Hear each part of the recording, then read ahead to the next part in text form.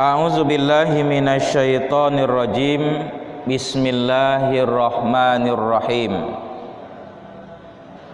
Wabtaghi fi ma atakallahu darul akhirah wa la tansa nasibaka minad dunya wa ahsin kama ahsanallahu ilaik wa la tabghil fasada fil ardh innallaha la yuhibbul mufsidin. Yang artinya Bapak Ibu, wabtaghi fi ma atakallahu darul akhirah, dan carilah olehmu pahala atau kebahagiaan negeri akhirat. Wala tansa nasibaka minad dunya, dan janganlah kamu melupakan bahagianmu dari kehidupan negeri dunia. Wa ahsin kama ahsanallahu ilaik, dan berbuat baiklah kamu terhadap orang lain sebagaimana Allah telah berbuat baik kepadamu. Wala tabghil fasada fil ard, dan janganlah kamu berbuat kerusakan. Innallaha la yuhibbul mufsidin, sesungguhnya Allah tidak menyukai orang-orang yang berbuat kerusakan.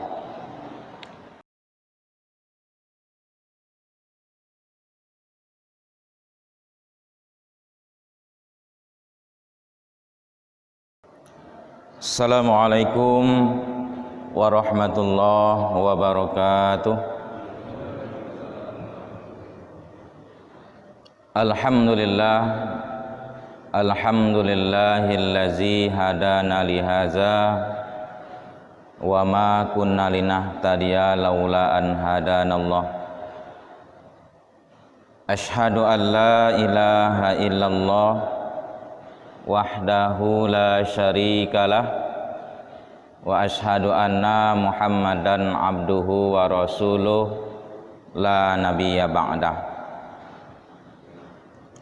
Allahumma shalli ala sayyidina Muhammad wa ala ali sayyidina Muhammad. Rabbi shrah li sadri wa yassir li amri wahlul 'uqdatam min lisani yafqahu qawli. Bapak-bapak, ibu-ibu, jamaah salat subuh yang dirahmati Allah, sama-sama kita mengucapkan puji syukur kehadirat Allah Subhanahu wa taala.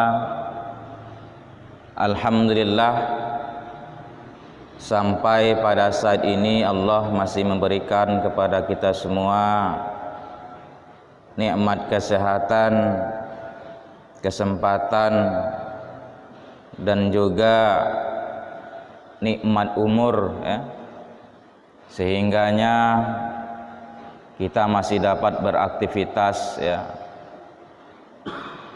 Mudah-mudahan kesempatan hidup yang masih Allah berikan kepada kita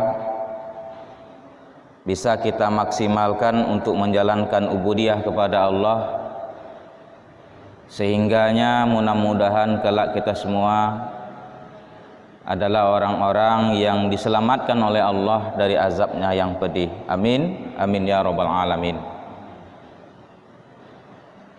Salawat beriring salam kita mohonkan kepada Allah, semoga senantiasa tetap dicurahkan kepada Nabi Muhammad Rasulullah sallallahu alaihi wasallam beserta keluarganya, para sahabat, dan kepada para pengikut-pengikutnya yang setia sepanjang masa.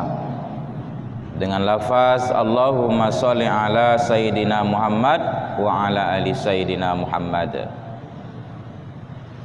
Dan juga kita bermohon kepada Allah, kiranya kita kelak di akhirat adalah umat yang diakui oleh beliau sebagai pengikutnya, dan insya Allah orang-orang yang kelak nantinya mendapatkan syafaat ataupun pertolongan di yaumul akhir kelak. Amin ya rabbal alamin. Bapak Ibu hadirin yang dirahmati Allah, pada kesempatan subuh kali ini saya akan mencoba mentadabbur firman Allah dalam surat Al-Qasas ataupun surat yang ke-28 ayat yang ke-77 ya. Surat Al-Qasas ayat yang ke-77. A'udzu billahi minasyaitonir rajim. Bismillahirrahmanirrahim. Wabtaghi fi ma atakallahu darul akhirah wa la tansa nasibaka minad dunya wa ahsin kama ahsanallahu ilaik wala tabghil fasada fil ard innallaha la yuhibbul mufsidin. Yang artinya Bapak Ibu, wabtaghi fi ma atakallahu darul akhirah, dan carilah olehmu pahala atau kebahagiaan negeri akhirat.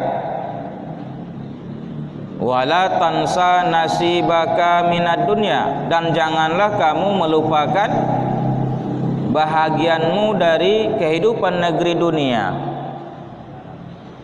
Wa ahsin kama ahsanallahu ilaik, dan berbuatlah dan berbuat baiklah kamu terhadap orang lain sebagaimana Allah telah berbuat baik kepadamu. Wala tabghil fasada fil ard, dan janganlah kamu berbuat kerusakan. Innallaha la yuhibbul mufsidin, sesungguhnya Allah tidak menyukai orang-orang yang berbuat kerusakan. Bapak Ibu yang dirahmati Allah, kalau kita baca di dalam tafsir Ibnu Katsir ya, penjelasan tentang ayat ini, wabtaghi fi ma atakallahu darul akhirah, carilah olehmu kebahagiaan negeri akhirat ya. Jadi bagaimana cara kita mencari kebahagiaan negeri akhirat itu?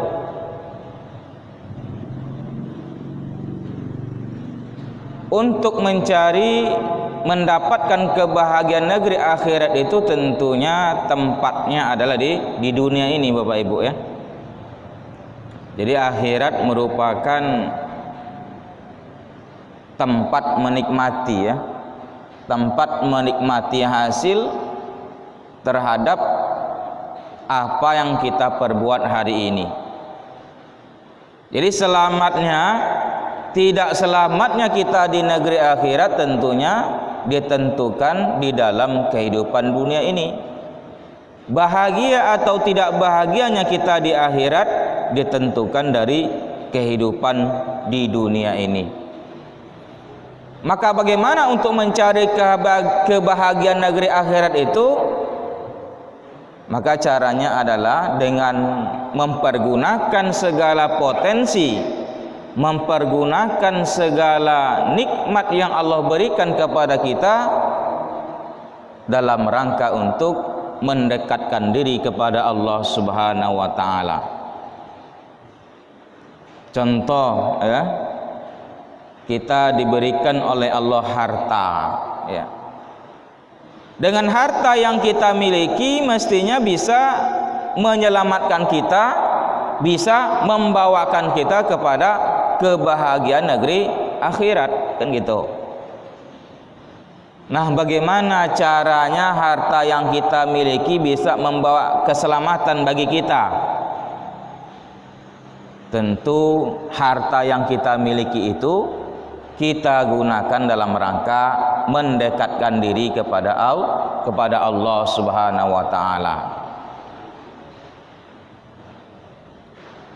Punya harta ya kita pergunakan dalam rangka berjuang di jalan Allah, berjihad di jalan Allah. Bisa saja kita gunakan untuk pembangunan masjid ya, membantu fakir miskin, ya, memberi makan anak yatim.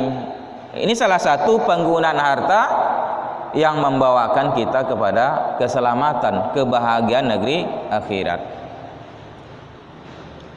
Namun juga tentu harta yang kita miliki bisa membawa celaka. Mengapa? Ya dikarenakan tentu harta tidak dipergunakan sesuai dengan keinginan Allah Subhanahu wa taala. Bapak Ibu yang dirahmati Allah, kalau kita pahami di dalam Al-Qur'anul Karim, ya, banyak sekali tentu faedah-faedah yang kita dapatkan tatkala kita mempergunakan harta, ya, sesuai dengan keinginan Allah, ya. Harta yang kita miliki dipergunakan di jalan Allah Subhanahu wa taala. Nah, di dalam surat At-Taubah 103 ayat yang ke-103 Allah Subhanahu wa taala berfirman, A'udzubillahi minasyaitonirrajim. Bismillahirrahmanirrahim. Khuz min amwalihim, khuz min shadaqatan amwalihim, ya. Khuz min shadaqatan amwalihim, ambillah sedekah dari sebagian harta mereka, ya, yang artinya dengan sedekah itu kamu membersihkan dan mensucikan diri mereka, dan mendoalah untuk mereka, sesungguhnya dengan doamu itu bisa menenteramkan jiwa mereka. Husmin sodakotan tutahhiruhum, ya, wa tuzakkihim biha wa sholli alaihim inna sholataka sakanul lahum wallahu sami'un alim. Jadi salah satu Bapak Ibu faedah dalam rangka mengeluarkan harta, ya, bersedekah di jalan Allah bisa membersihkan dan mensucikan harta dan diri orang-orang yang mengeluarkannya.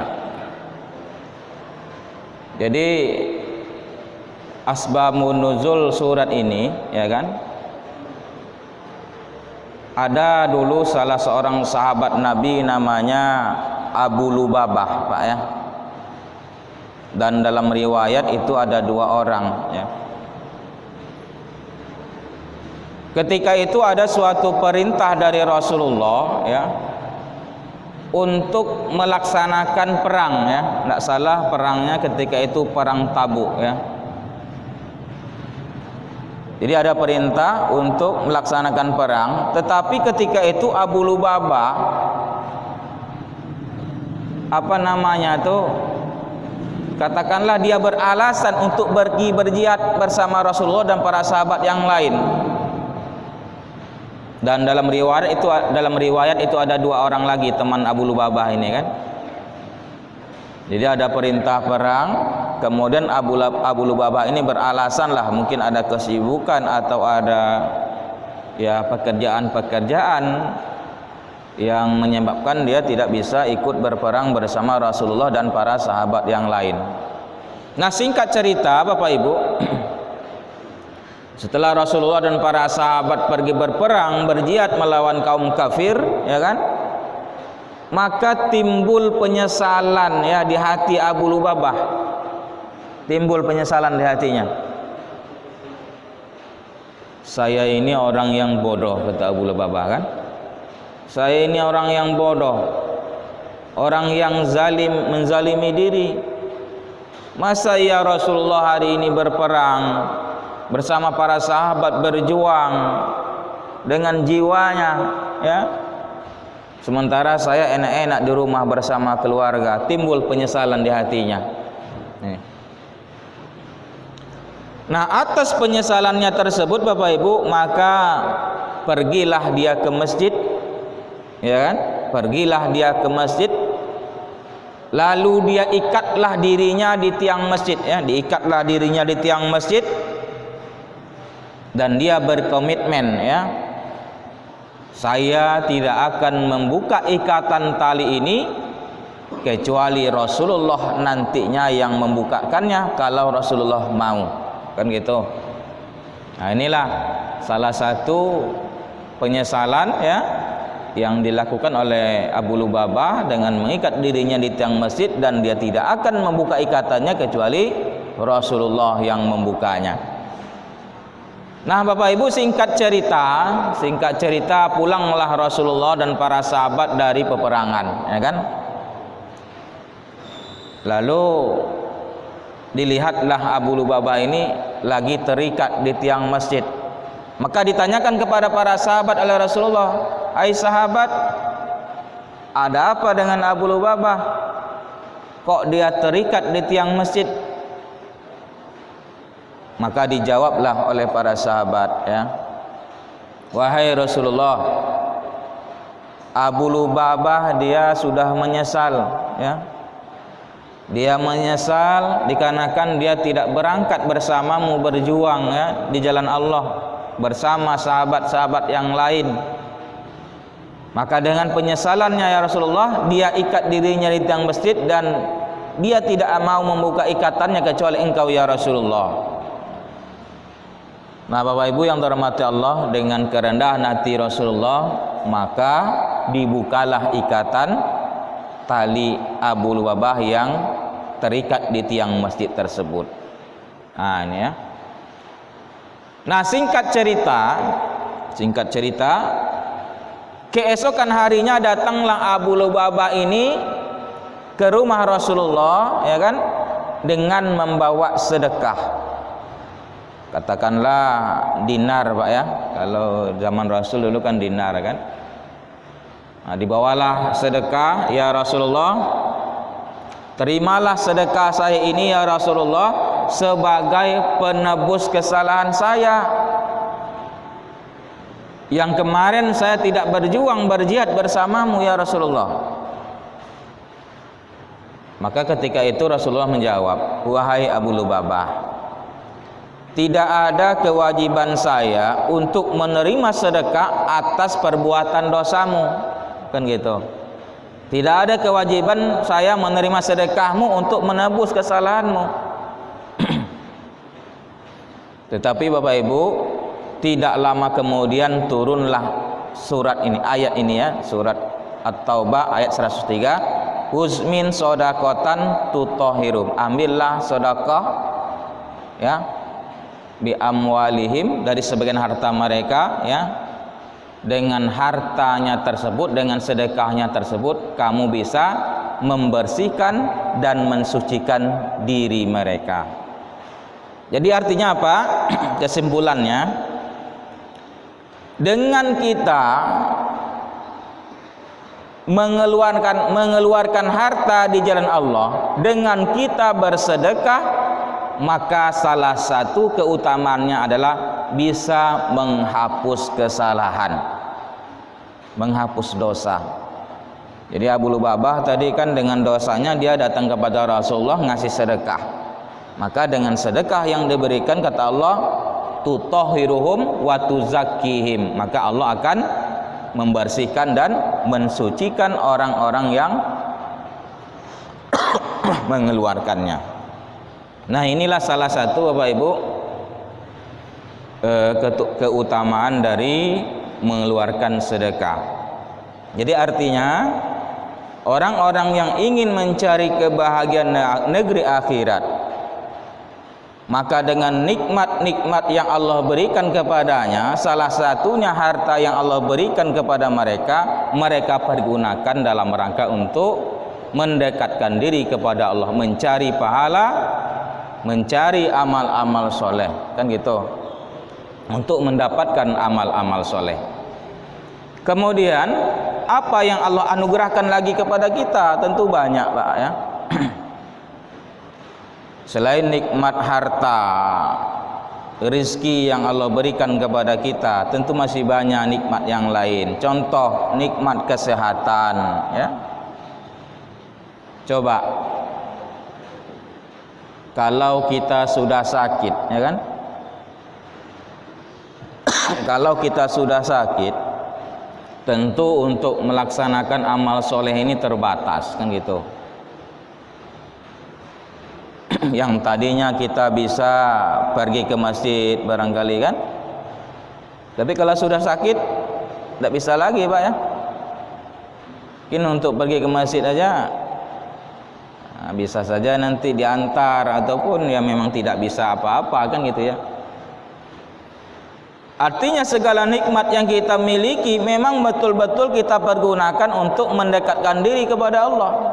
Selagi kita bisa pergi ke masjid sehat, maka kita berangkat ke masjid, sholat berjamaah. Ini salah satu nikmat kesehatan gitu ya. Apalagi tentu masih banyak ibadah-ibadah yang lain yang bisa kita perbuat dengan nikmat kesehatan yang kita miliki. Tapi kalau sudah sakit tentu kita terbatas Pak ya. Nah ini.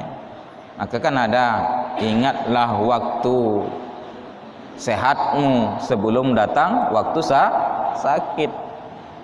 Ingatlah waktu mudamu sebelum datang waktu masa tua, ya gitu ya. Ingatlah masa hidupmu sebelum datang kematian. Kayak itu. Nah, Bapak Ibu yang dirahmati Allah,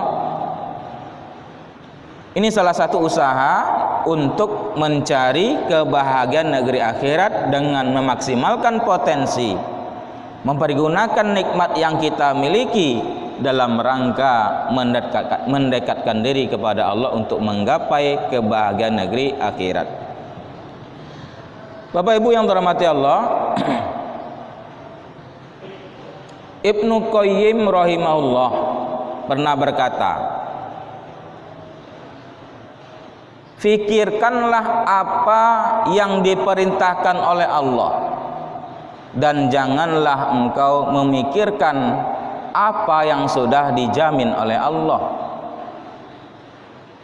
Jadi fikirkanlah apa yang diperintahkan oleh Allah dan janganlah engkau memikirkan apa yang dijamin oleh Allah. Ini suatu prinsip hidup mestinya. Jadi fikirkan apa yang diperintahkan oleh Allah. Apa yang diperintahkan oleh Allah tentu banyak. Sudahkah kita menjalankannya? Kan gitu. Ini yang kita pikirkan. Hidup sudah katakan 50 tahun. Kan itu. Coba dihisap. Sampai sejauh mana kita sudah melaksanakan perintah Allah itu? Sudah maksimal atau belum? Kan gitu. Ini yang mesti dipikirkan. Sudahkah kita betul-betul menjalankan syariat-syariat yang datang dari Allah tersebut? Atau masih banyak pelanggaran-pelanggaran, perintah-perintah ya yang masih belum kita laksanakan, pelanggaran yang masih kita perbuat, kan gitu.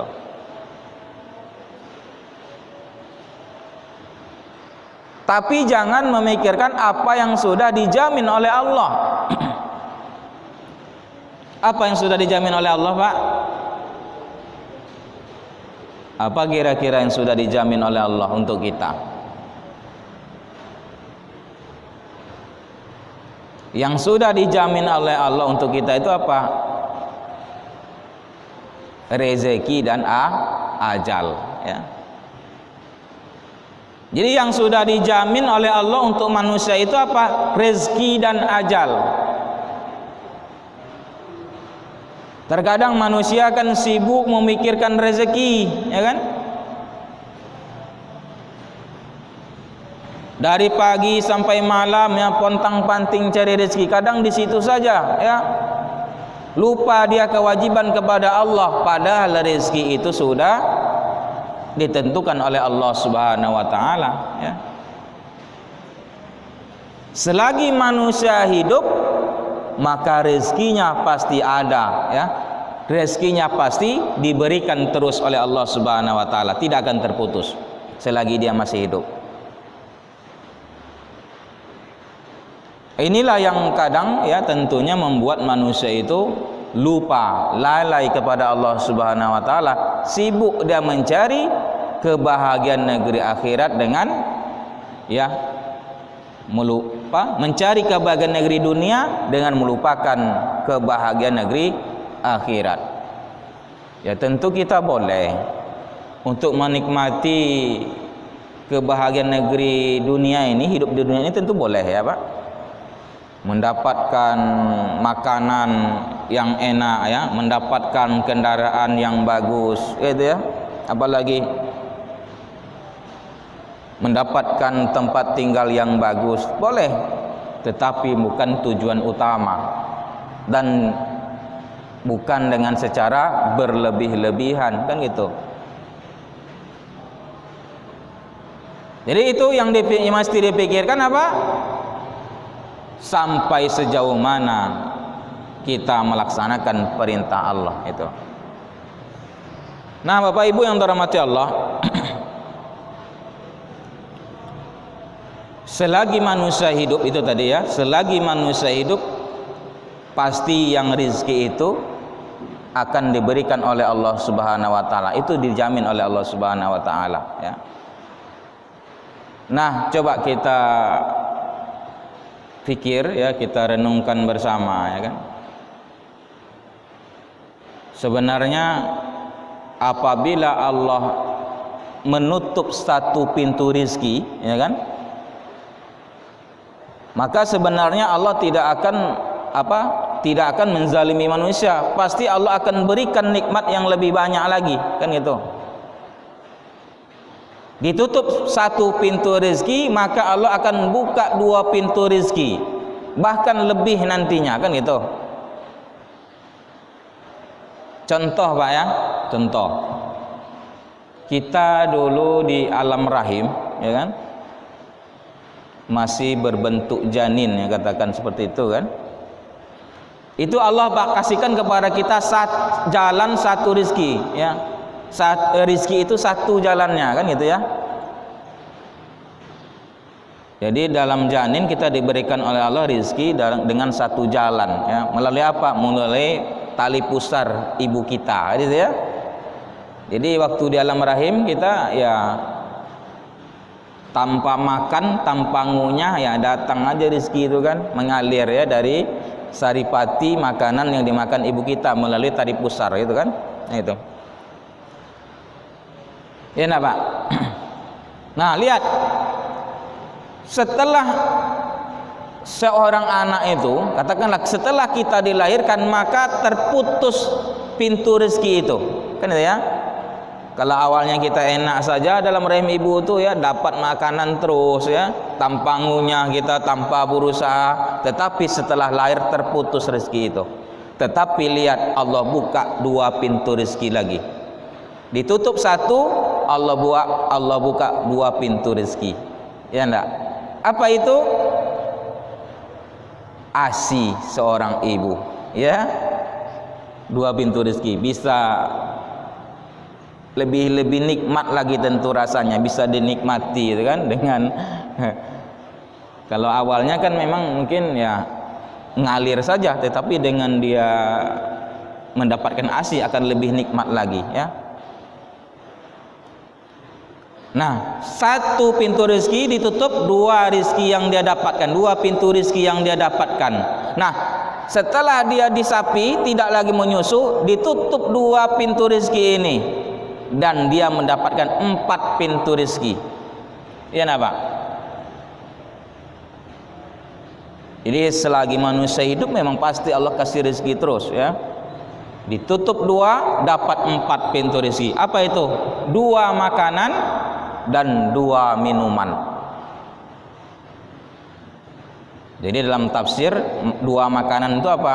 2 makanan itu adalah dari hewan dan dari tumbuh-tumbuhan. Jadi manusia bisa memakan makanan yang berasal dari hewan, ya kan? Daging, ya kan?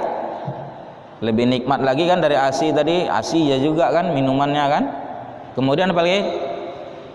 Bisa memakan tumbuh-tumbuhan ya. Buah-buahan, sayur-sayuran, ya kan? Kemudian 2 minuman. Yang tadinya cuman ASI, ya kan? Nah, sekarang susu. Ya. Tapi kalau udah dewasa enggak ASI lagi, Pak ya. Susu ya kan? Air susu ya. dan air minum, air biasa, air putih, air mineral kan. Nah ini, jadi 2 ditutup, 4 dibuka. Nah setelah manusia meninggal juga hendak Allah tutup rezeki itu ya. Setelah manusia itu meninggal, 4 rezeki ini ditutup.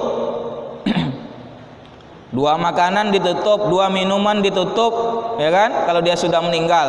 Dan di akhirat kalau orang itu meninggal dan orang itu adalah orang yang soleh, maka Allah buka 8 pintu rezeki. Apa itu? 8 pintu surga. Dia dipersilakan oleh Allah untuk memilih pintu mana yang dia sukai. Nah ini. Jadi artinya ya, yang namanya rezeki itu pasti ya diberikan oleh Allah dan suatu hal yang dijamin oleh Allah Subhanahu wa taala. Bapak Ibu yang dirahmati Allah, tetapi terkadang manusia ingin sifatnya instan, Bapak Ibu ya, instan ya. Artinya terkadang juga gini, suuzon ya kepada Allah, gitu kan? Diminta rezeki kepada Allah kok belum diberikan juga ini. Allah tidak adil, Allah enggak sayang kepada saya. Sesungguhnya Allah sangat sayang kepada hamba-hambanya yang beriman, yang bertakwa kepadanya, ya kan?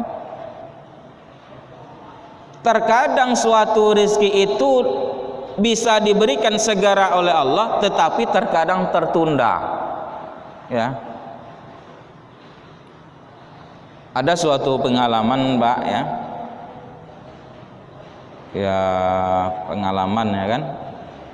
Dari sahabat lah gitu ya. Katakanlah dia pergi jalan-jalan ketika itu ya kan. Ternyata mobilnya mogok di tengah jalan, Pak. Rusak ya kan. Nah, sebagai manusiawi kan itu Pak, pasti itu apa namanya tuh, waduh kok rusak ini ya kan, saya mau cepat ini kan, itu pasti kesal itu ya, pasti kesal. Nah sewaktu dia memperbaiki kendaraannya ya, tidak lama setelah itu, paling mungkin 1 menit nak nyampe ada ya, katakanlah 30 detik lah ya, di depannya itu tanah longsor ya kan. Coba kalaulah seandainya mobilnya tidak mogok ya kan, dia jalan terus, tanah longsor mungkin dia bisa tertimbun ataupun dia akan terseret ke jurang. Nah ini kan, tapi terkadang manusia kan tidak berpikir ke sana kan. Mungkin suatu rizki itu Allah hambat, Allah tahan sejenak untuk kebaikan kepada manusia, ya. Makanya kita sebagai hamba Allah dituntut untuk berhusnuzon, untuk selalu untuk berbaik sangka kepada Allah Subhanahu wa taala. Nah, Bapak Ibu yang dirahmati Allah, inilah tentunya yang banyak Pak ya, yang banyak membawakan manusia kepada kelalaian. Manusia cenderung memikirkan ya rezekinya di dunia ini ya, mendapatkan rezeki sebanyak-banyaknya dalam rangka menggapai kebahagiaan dunia, padahal ya kebahagiaan di dunia belum ada apa-apanya dibandingkan dengan kebahagiaan negeri akhirat kan itu. Sehingga dengan mencari rezeki di dunia dia lalai kewajiban kepada Allah kan gitu. Sementara yang mesti dia kejar adalah menggapai kebahagiaan negeri akhirat yang tidak ada putus-putusnya. Kemudian dalam ayat ini dilanjutkan ya pembahasan ayat Al-Qasas 77 tadi. Wa ahsin kama ahsanallahu ilaik, dan berbuat baiklah kamu kepada orang lain sebagaimana Allah telah berbuat baik kepada dirimu. Jadi dalam tafsir, perintah untuk berbuat baik kepada orang lain itu adalah dengan cara apa? Tentu dengan cara bersedekah ya, membantu saudara-saudara kita ya yang kekurangan. Ini salah satu usaha berbuat baik Makanya Rasulullah kan dalam riwayat ya, tatkala dia membuat makanan, perintahnya apa? Banyakkan kuahnya. Agar apa? Agar bisa bersedekah ya, memberi kepada orang lain, memberi tetangga. Kan gitu.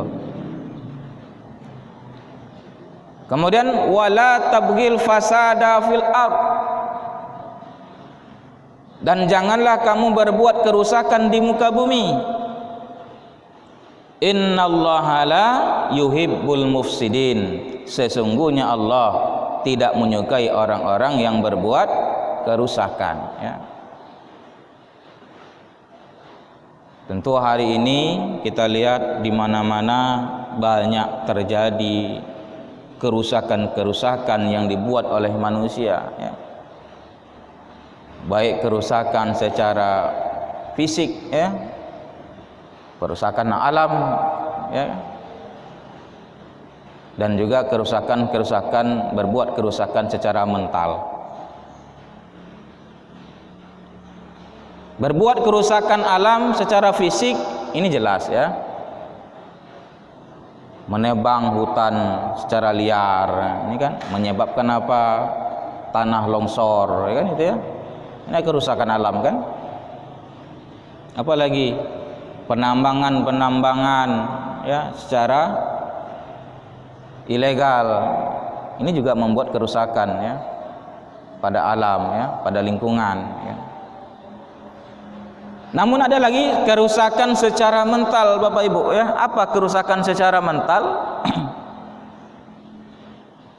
Ya, berbuat maksiat, ini membuat kerusakan ini. Berbuat zalim ya terhadap diri sendiri, pada hakikatnya sudah berbuat kerusakan ya. Allah sudah tata kehidupan manusia melalui aturannya, tetapi manusia lari dari aturan yang dibuat oleh Allah, kan gitu. Sehingga manusia bisa dikatakan berbuat kerusakan ya kan, merusak tatanan Allah, merusak aturan Allah ya, sehingga manusia lari dari petunjuk ya kan gitu ya. Manusia yang lari dari petunjuk Allah pada hakikatnya dia merusak ya, merusak aturan Allah. Bapak Ibu yang dirahmati Allah, kalau saya analogikan ya, seorang yang bekerja dalam suatu perusahaan katakan ya kan, itu pasti sudah ada aturannya kan itu ya. Masuk jam sekian, pulang jam sekian ya kan. Kemudian SOP kerjanya jelas ya kan, melaksanakan ini dan sebagainya kan ya. Nah, seorang yang mengaku beriman kepada Allah, hidup beriman kepada Allah ya kan, tentu ada aturan dari Allah kan, ada petunjuk dari Allah. Jadi seorang karyawan tadi tatkala kerjanya di luar aturan yang dibuat perusahaan, merusak aturan perusahaan, gimana? Tentu dipecat Pak ya. Dikeluarkan dari perusahaan ya, kamu tidak sesuai kerjamu dengan aturan sini, kamu semau kamu saja, kamu di sini kerjanya, berarti merusak aturan kan. Nah, sekarang kita hidup di bumi Allah, Allah punya aturan, Allah punya petunjuk untuk manusia, tetapi petunjuk itu dilanggar kan gitu. Petunjuk itu dilanggar dan berbuat semaunya sendiri, berarti manusia sudah berbuat kerusakan di hadapan Allah Subhanahu wa taala. Nah, ini ya, jadi ya tentu kita sebagai orang yang beriman kepada Allah berupaya kita melaksanakan tatanan yang Allah buat ya, petunjuk yang Allah berikan kepada kita, dan dilaksanakan semaksimal mungkin sehingga kita bisa hidup sesuai dengan tuntunan dari Allah Subhanahu wa taala. Innallaha la yuhibbul mufsidin. Sesungguhnya Allah tidak menyukai orang-orang yang berbuat kerusakan. Nah, Bapak Ibu yang dirahmati Allah, kesimpulan dari ayat ini ya, di dalam ayat ini Allah memerintahkan kepada kita untuk untuk mencari menggapai kebahagiaan negeri akhirat, ya. Dengan apa caranya? Dengan mempergunakan segala nikmat yang Allah berikan kepada kita guna mendekatkan diri kepada Allah Subhanahu wa taala. Jadi carilah kebahagiaan negeri akhirat dengan apa yang telah Allah anugerahkan kepada kita. Contoh tadi harta, ya. Apalagi kesehatan dan nikmat-nikmat yang lain yang Allah berikan, kita pergunakan untuk mendekatkan diri kepada Allah, untuk mendapatkan kebahagiaan negeri akhirat. Kemudian untuk kebahagiaan negeri dunia, hidup di dunia, tentu ini tidak berlebihan. Boleh kita mencari kebahagiaan negeri dunia, tetapi tidak berlebihan dengan mengabaikan kewajiban kita kepada Allah, ya. Untuk itu mudah-mudahan, ya, kita diberikan oleh Allah kekuatan, ya, untuk bisa menggapai kebahagiaan negeri akhirat ini nanti, ya, sehingganya kita bisa hidup bahagia di negeri akhirat, dan di dunia pun kita mendapatkan kesenangan, ya, terhadap kehidupan di dunia ini, jauh dari segala permasalahan, dan setiap permasalahan yang kita hadapi kita bisa menyelesaikannya. Mudah-mudahan dengan tausiah yang sedikit ini, ya, ada manfaatnya bagi kita bersama, ya. Kepada Allah saya mohon ampun, kepada Bapak Ibu kalau sekiranya ada kekurangan-kekurangan di sana sini mohon dimaafkan. Saya akhiri, wabillahi taufiq wal hidayah. Wassalamualaikum warahmatullahi wabarakatuh.